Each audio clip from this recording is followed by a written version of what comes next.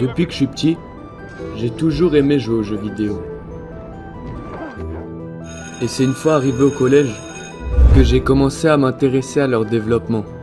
Mais malgré le temps qui passe et toutes mes tentatives, je n'ai jamais réussi à en créer un.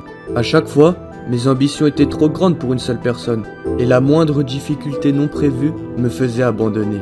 Résultat, tous mes projets sont restés inachevés, et mon niveau n'a jamais pu décoller. Jusqu'à il y a un mois, où je décide pour une ultime fois de recréer un jeu vidéo, qui aura pour seul but d'être enfin un projet terminé. Allez, ferme ta gueule! Bon, ok, pour être sûr de terminer ce jeu, je me suis fixé plusieurs contraintes à respecter. 1. Finir le jeu entièrement en maximum 15 jours. 2. Ne pas passer plus de 30 minutes par création de modèle 3D. Et pour finir, 3. Trouver un concept simple à mettre en place. Maintenant que ces 3 contraintes sont établies, on peut commencer la création de notre jeu. Pour le concept simple du jeu, j'ai décidé de faire un FPS, où le but sera d'effectuer un parcours le plus rapidement possible en éliminant toutes les cibles sur notre chemin. Un concept très inspiré par l'une des missions de MW2. Pour ça, j'ouvre Unreal Engine 5, le moteur que je vais utiliser pour faire mon jeu. Puis, je crée un nouveau projet que je vais appeler Chrono FPS. Et après un long temps de chargement, le projet s'ouvre et il est vide. Donc, la première chose que je décide de créer, c'est le personnage de notre jeu. Ce personnage sera divisé en plusieurs parties. Une caméra qui sert de yeux aux joueurs, une capsule qui permet aux joueurs de rentrer en collision avec tous les éléments du décor. Et pour finir, une paire de bras, que j'ai décidé de modéliser avec le logiciel Blender, tout en respectant la contrainte de ne pas dépasser les 30 minutes. Et voilà le résultat. Il ne nous reste plus qu'à assembler et à programmer tout ça, et on obtient un personnage en FPS qui peut se déplacer.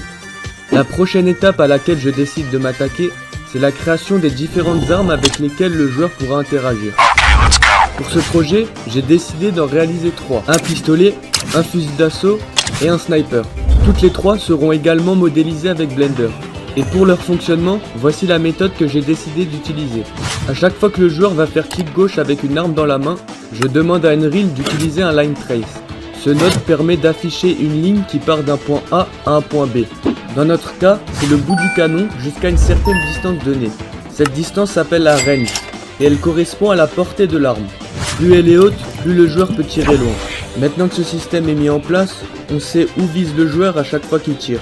Et on peut dire à Unreal que par exemple, là où touche le line trace, on peut appliquer des dégâts.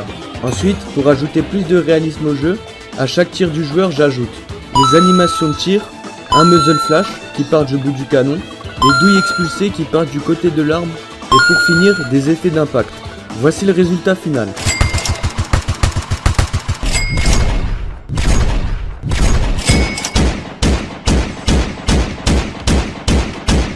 Ok, ça avance plutôt pas mal. Maintenant que le joueur peut se déplacer, interagir avec les armes et tirer, je décide de créer les différentes cibles du jeu ainsi que le chrono.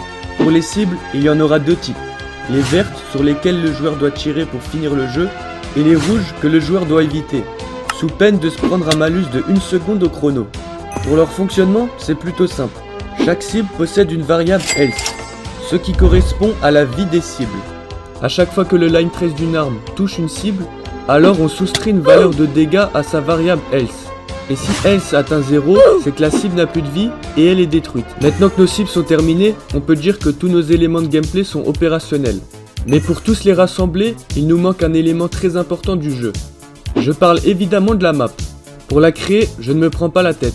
Je décide d'utiliser l'outil Editing de Unreal Engine, ce qui me permet d'ajouter des cubes en fonction d'une grille sur mon terrain.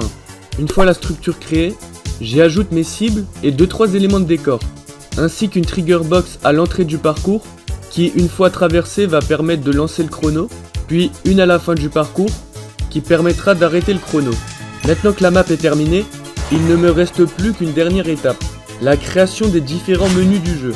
Pour le menu principal, je crée une nouvelle map, dans laquelle j'ajoute une caméra et les différents éléments du jeu, puis j'ajoute les 2 boutons jouer et quitter, et pour couronner le tout, je demande à un très bon ami à moi, ChatGPT, de me créer un logo. Et voici le résultat. J'utilise exactement le même procédé pour créer le menu échappe et le menu de fin. Et grâce à cette dernière étape validée, notre jeu est désormais terminé. Et voilà le résultat final.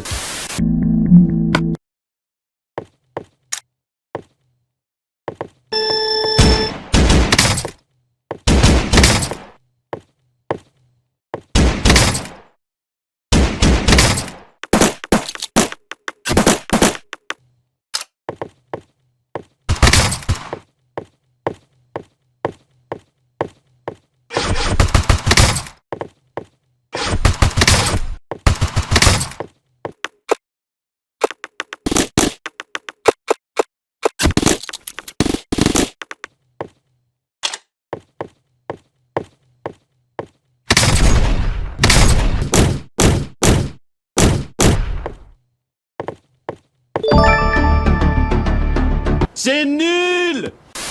Bon, malgré que le jeu ne soit pas incroyable, je suis quand même très content d'avoir enfin fini un projet tout en respectant les contraintes que je m'étais imposées.